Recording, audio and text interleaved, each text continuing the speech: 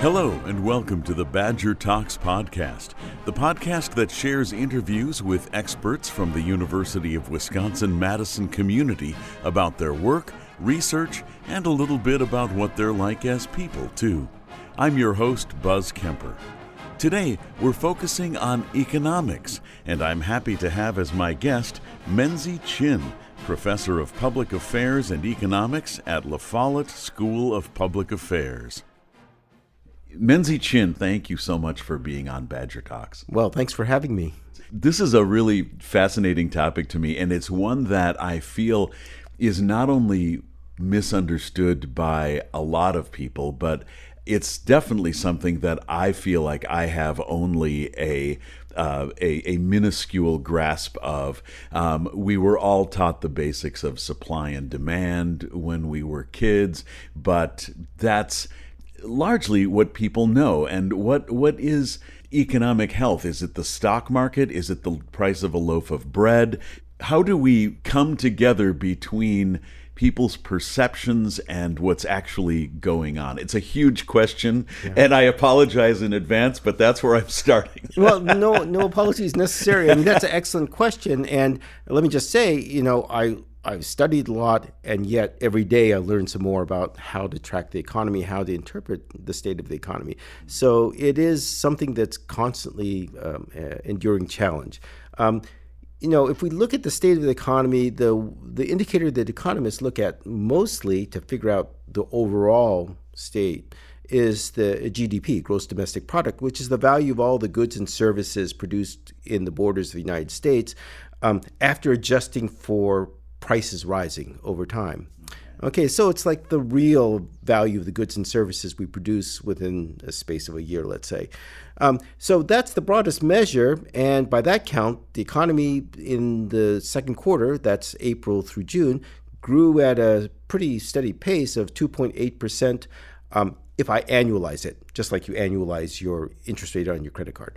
Okay, so if you annualize it, we grew at 2.8%, which is pretty fast. It surprised a lot of people, so much that some of the observers said, well, these got to be ginned up numbers, fake or somehow. But really, if you think about it, given the volatility in these numbers and the fact that you have to guess at about a third of the numbers in the first estimate of GDP, okay, it's not so unreasonable to see this number.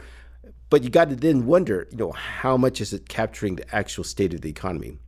And that's the first thing to mention, and that's a backwards-looking indicator. We're in the first week of August. The numbers that I just talked about are for the second quarter, so months before already. Right. And so as economists, if we're looking at this broadest indicator, we're often looking at, backwards at a guess. And we have a few more indicators. The one that people look at a lot is employment. So we got a sort of lower than expected number. But if you look at statistically, how unexpected that number is, it's, it could still be that when the numbers all fall in place and we get final estimates, it's a reasonable number. That being said, because people tend to overreact to the newest information, that in part led to this global fears of slowdown, which then fed into the stock market. Okay, so if I'm trying to measure the state of the economy, I might look at broad measures, but we're always kind of looking backwards in time. We don't know exactly what, and we're mismeasuring to some extent what the state of the economy is. And then on top of it, of course, if I'm looking at the conditions facing an individual household, those are going to differ, of course, because we're not all the same. Some people are in high-income households. Some people are in low-income households. Some people live on the coast. Some people live in the middle of the country. Some people work in manufacturing. Some people work in services. And we're all going to be experiencing the economic conditions to varying degrees. So I'm talking mostly about the average or overall aggregates. That's what macroeconomists tend to do. But we have to accept that there's a lot of variation that you might miss in looking at these aggregates. Okay. How would you explain your view on good economic health? Is it I'm sure it's a combination of factors, but I feel like the average wage earner at, a household, with maybe, a couple of kids, they can see that on the one hand, the stock market has gone up but on the other hand, I'm paying more for a box of Cheerios. So is the economy then healthy or not healthy? What is in your view, a reasonable way to assess economic health? Well, that's once again a difficult but excellent question. If I were looking at it, I would look at the pace at which output, that is GDP, is growing, but also at how it's distributed. Now, that's not a typical macroeconomist's perspective. I mean, they would focus in on the average because that's the easiest to calculate.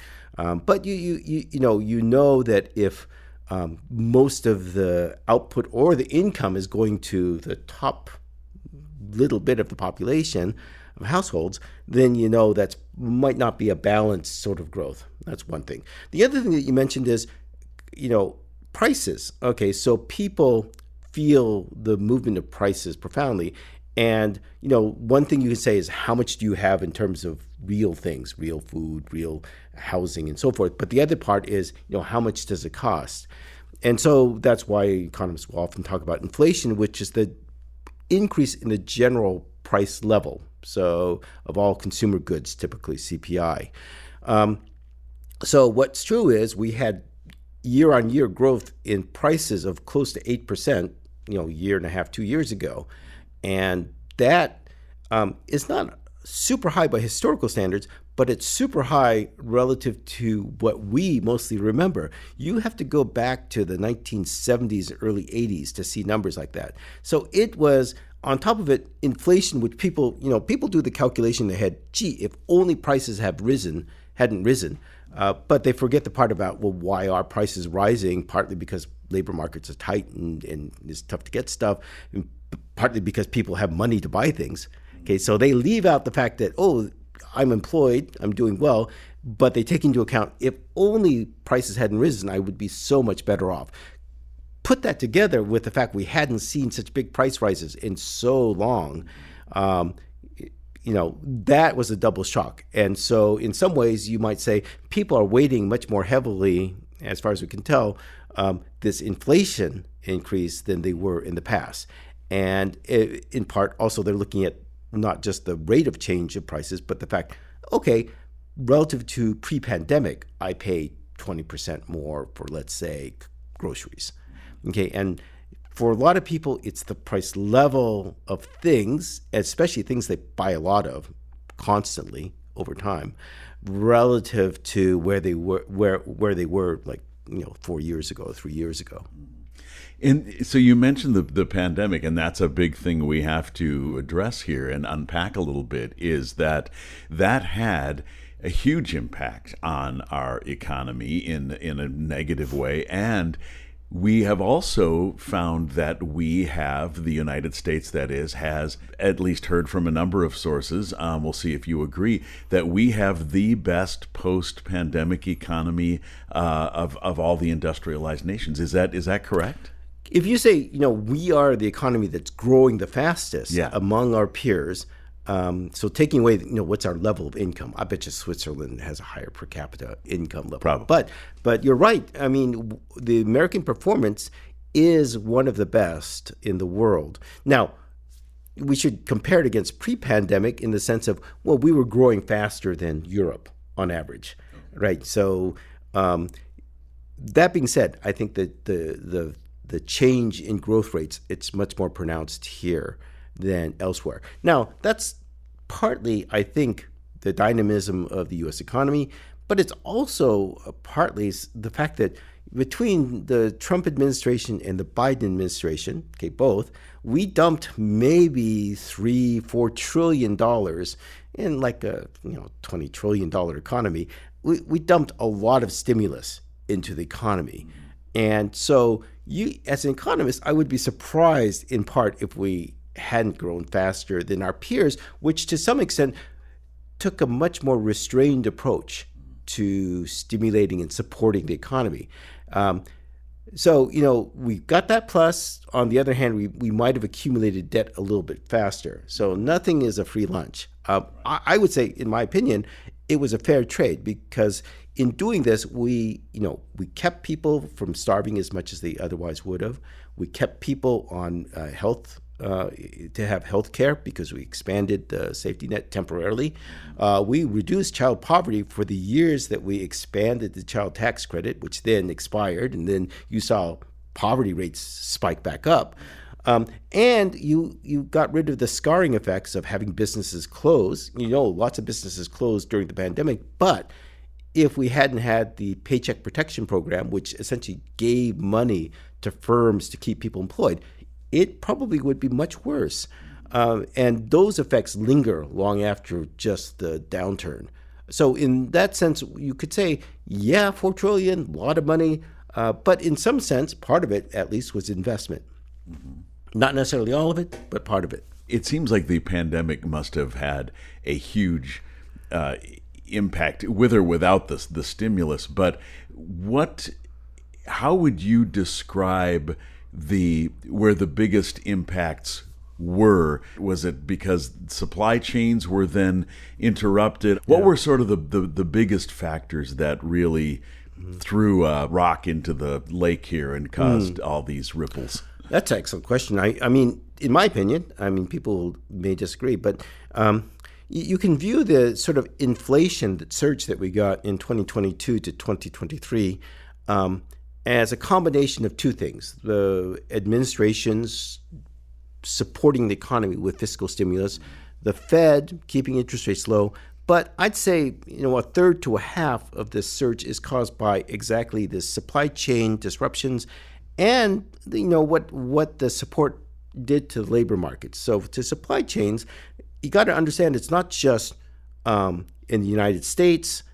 It's also getting the stuff from the ports to the stores, getting the people in the stores to man the stores, getting the people into the restaurants to man the restaurants. Mm-hmm. But also in China, if you think of it as a major supplier of commodities, of consumer goods, well, their zero tolerance policy towards COVID meant that they kept on stamping out these breakouts in a very, in my opinion, draconian way, probably not completely effective, cost effective, which disrupted also supplies to the United States. So when these two things collide, people have a lot of funds because of the government support.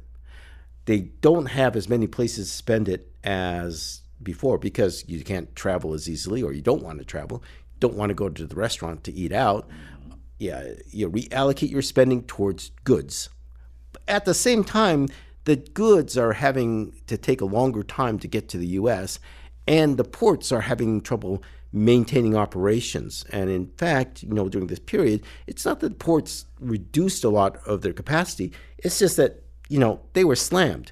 Yeah. Demand was up, things were coming in slower, and, even when they got into the port, getting the truckers to get the stuff from the port trucks out took more time. And so I think the combination of these things says that some people misinterpreted what happened in 2022 to 2023 when inflation surged. They thought it was all because of this support from the government, both the Fed and the U.S. government in terms of transfers. I'd say it's much more equiproportionate that at least, let's say half is coming from the supply side. And that's partly explains why inflation has dissipated. We're now close to 2.4% on PCE inflation, so maybe half a percentage point above the target. And PCE being?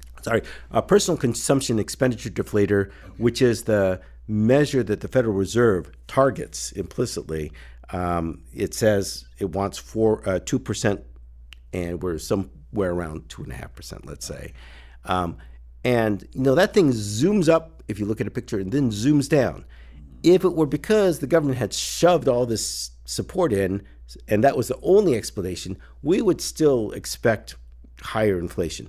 But part of it is exactly these supply pressures, supply chain problems, plus the fact that people have returned to working. Those two things meant that as soon as those obstacles were removed, you got a sharp drop in inflation. So there's the statistical evidence. You can look at the, statistical analyses, but then you can also say, well, think about this logically. Would it all have been from demand support from the government? Would I have gotten this inflation pattern? Probably not. So overall, you think that the stimulus, even though it was bold and it was a lot of money and a large portion of our GDP, that overall it paid off? Is that what I'm hearing you say? That it was a fair trade? To me, it's a fair trade. Okay. Yes, given my evaluation of what the impact was on inflation, how we have, as you mentioned, performed relative to our peers, And then I would say there were some things maybe we didn't need as much transfers to individuals, in, let's say, the Biden administration, because we'd been past a bunch of the pandemic by then. Not actually, if you go back to January 2021, we're still in the pandemic. Oh yeah. Yeah. But these other things aren't as inflationary, like the Inflation Reduction Act, which incentivizes green investment, the infrastructure bill. Most macroeconomic studies indicate that the inflationary impact of those things is pretty small, while at the same time they enhance growth over the longer haul. So if you got bridges that aren't falling into the water and so forth, right? That's a plus to GDP over the long haul, and actually probably doesn't affect inflation in the short term. So I'd say actually, if I were looking at the bills that were passed under Biden administration, to me they're less inflationary, probably more supportive of longer term growth. Yeah, and speaking of that, the government programs like these infrastructure bills, things like that, how much influence do government policies, and I know this is going to be just, you're not going to be able to pinpoint it to an exact, it's not totally quantifiable, but I'm wondering how much impact governmental policies have on the economy in general, because I feel like there's a lot of misunderstanding. If gas prices go up 10 cents a gallon, people are more likely to blame the president than OPEC. And how much of that is based on reality, and how much of that kind of thing is just a misunderstanding on the part of most people about how economics works? Well, I think people, if we go to gas prices, it's one thing is true, is that the president or the Congress, for that matter, have very little influence on those things because they're determining international markets. So who's determining the price of gasoline? It's who's determining the price of oil. Who's determining the price of oil? Well, to a certain extent, it's Russia, even now when they're sanctioned. It's Saudi Arabia and so forth, the other major oil producers. So directly, the president has very little impact, even if he or she taps the Strategic Petroleum Reserve. That's only going to change it by a few cents. Right. The Strategic Petroleum Reserve is small relative to the entire amount of oil that's produced each year. So president has very influence directly. Now, he or she could influence things by saying, well, let's not go into a war with Iran, or let's try to avoid a war with Iran, because that if there's a generalized war, you're probably going to have either Iranian production curtailed, or they'll cut off the Straits of Hormuz, and that will mean a spike in oil prices. So the president has indirect influence, but he or she's not the king or queen of the world. Right. Yeah, they're not calling the gas stations and saying, crank up that price by 15 cents, right? Now, in terms of other aspects, there's regulation, but that's in conjunction with the Congress, and now we know from the Supreme Court, so it's not like a lot of control there. In terms of fiscal policy, so spending and taxation, well, once again, he doesn't have general control unless Congress agrees. And so it just happened to be the case that during the pandemic and in the initial couple of years of the Biden administration, there was ability to pass major legislation. So yeah, those are things were influential, but it's a rarity, which is why we mostly rely upon the Federal Reserve to fine-tune the economy. So if I think about who's got more control, given that they can manipulate the tools that they have in hand, it's the Federal Reserve. Unfortunately, Federal Reserve has a tool that is pretty blunt, and it can't be. The Fed can change the interest rate today. for overnight for what banks borrow and lend to each other. Right. But you and I, we don't borrow at that interest rate. Correct. Companies, even big companies, don't borrow at that interest rate. They only indirectly control those interest rates. And we don't even know exactly if you raise, let's say, the interest rate on corporate bonds, how much will companies reduce their investment in plant and equipment? And we don't even know when exactly. Would it be within a year? Would it be 18 months? With 6 months? Well, it's something, all of those things at varying extents. So if I were to place primary influence on the economy month to month, year to year, that's going to be the Federal Reserve. Mm-hmm.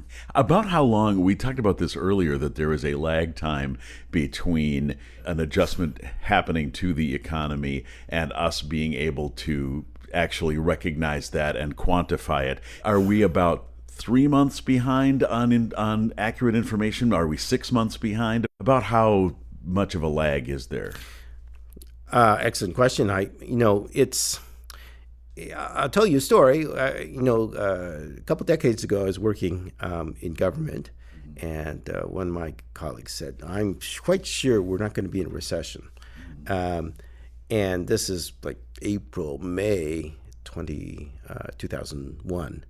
Well, NBER, which is the think tank which designates, as far as official as they come for the United States, when recession started, puts the recession as starting in April of that year. Yeah. But we didn't know it for months on down the line, right, because NBER doesn't make a decision until it sees lots of data, like months and months and months. So the thing is, we will see employment numbers, we will see GDP numbers, but they will keep on getting revised as more information comes in. And so things can look very much different after, let's say, 6 months. And they may look completely different if I look 5 years down the line for GDP, because they never stop revising the data. So I'd say at least 6 months. I mean, just grabbing something out of the air. Yeah. I would not say something like we're not in a recession. I will always say, given the data I have right now, it doesn't look like we're in a recession as of like last month. Right. Or 2 months ago. Right, right. Yeah, that's got to make your job really fascinating and also kind of frustrating.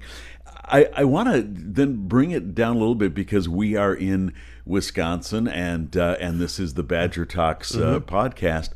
Let's talk just briefly about Wisconsin's economic health in relation to the rest of the country. How do you feel that we are doing? Well, I think one way to put it is we're sort of middle of the pack at the moment. I mean, what's true is Wisconsin has long grown slower than the rest of the country. Okay, so if I look at the long-term trend over decades, we're growing more slowly than the rest of the country. On the other hand, employment is growing. It's growing faster than we might have expected just a few months ago. Actually, kind of like the rest of the country. Okay. We've been surprised on the upside positively, and our unemployment rate is lower than the national rate, but it's typically on average about a percentage point lower than the national rate anyways. Okay. So I'd say, once again, we're kind of like where we typically are. Okay. So inflation, a little bit higher than the national level. Interestingly, grocery prices were a little bit higher than what they were at the national level. Have risen faster since January 2020, but not a tremendous amount of difference. So in terms of these things, I'd say the Wisconsin economy is doing fairly well. Now, when do you expect to see the Wisconsin economy deviate from the national economy? I guess one thing is that we're more manufacturing intensive than the average state. And so if we were to have a global recession that impacted our exports, the nation's exports to the rest of the world, we would feel it a little bit more acutely. So Wisconsin, should look to the outside world to see what's coming down the line. Is there anything that should be said, but maybe I didn't ask the right question to get to in terms of this huge topic? No, you've covered a tremendous amount of ground, and I appreciate it. I would say, don't overreact to a stock market decline as signaling a recession. It could be that it is a harbinger of recessions because, how much you value, let's say, NVIDIA, the chip maker, depends upon what you think the profits NVIDIA are going to make over the next, whatever years. And maybe if they're seeing a downturn, then that's reflected in their stock market prices.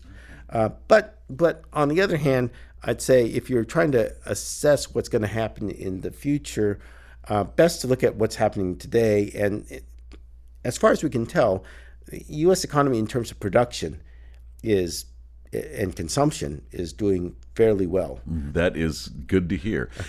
Finally, Menzie, when you're not juggling all these numbers and theories and predictions and analyses in your head, what do you like to do? Do you have hobbies? Do you have do you ride a bike or take pictures of flowers, or what do you like to do when you're not? I like to do. I love to listen to music. My wife's a composer of new classical music. Terrific. At the University of Wisconsin.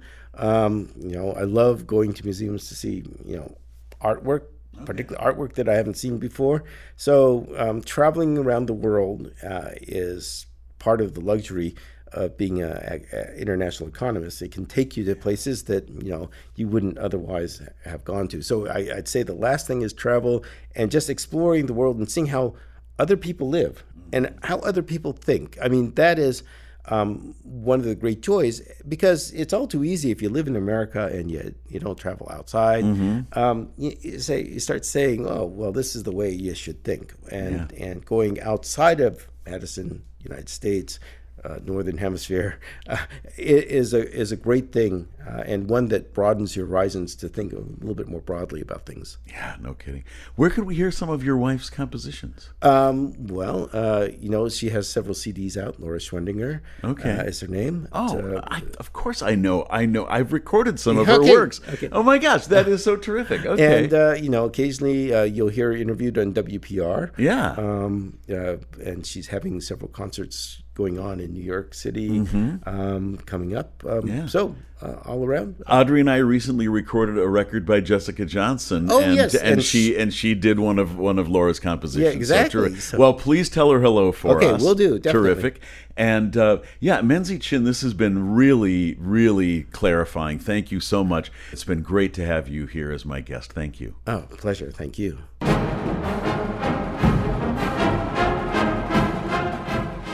You've been listening to the Badger Talks podcast. I hope you enjoyed this conversation with Menzie Chinn, Professor of Public Affairs and Economics at La Follette School of Public Affairs. Please browse our previous episodes for other topics that may be of interest to you. The Badger Talks podcast is a creation of UW Connects and produced at Audio for the Arts Recording Studios in Madison, Wisconsin. Our music is composed by Bill Purdy and performed by the UW Marching Band. I'm Buzz Kemper. Thank you for listening.